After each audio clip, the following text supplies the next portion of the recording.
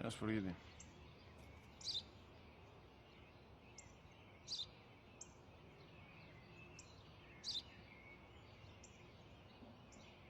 Τι είναι αυτό?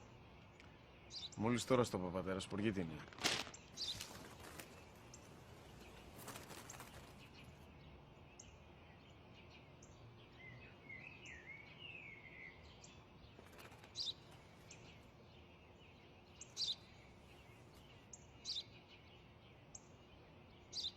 Τι είναι αυτό?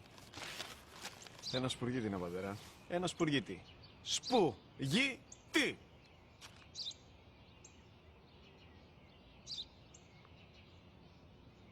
Τι είναι αυτό? Γιατί το κάνεις αυτό το πράγμα, μπορείς να μου πεις? Τόσες φορές σου είπα, είναι ένα σπουργίτη! Δεν το καταλαβαίνεις! Πού πας?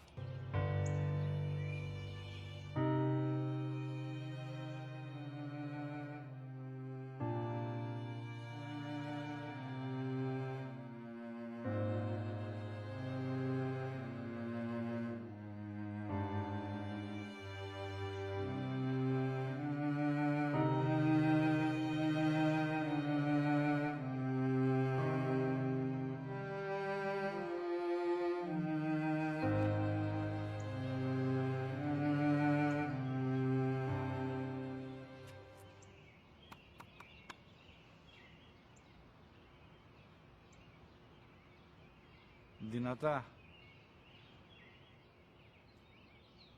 Σήμερα ο μικρός μου γιος που πριν λίγες μέρες έκλεισε τα 3 καθόταν μαζί μου έξω στο πάρκο όταν ένα σπουργίτη ήρθε και κάθισε απέναντί μας.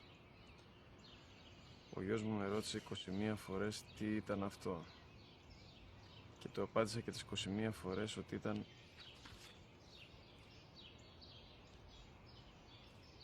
ένα σπουργίτη.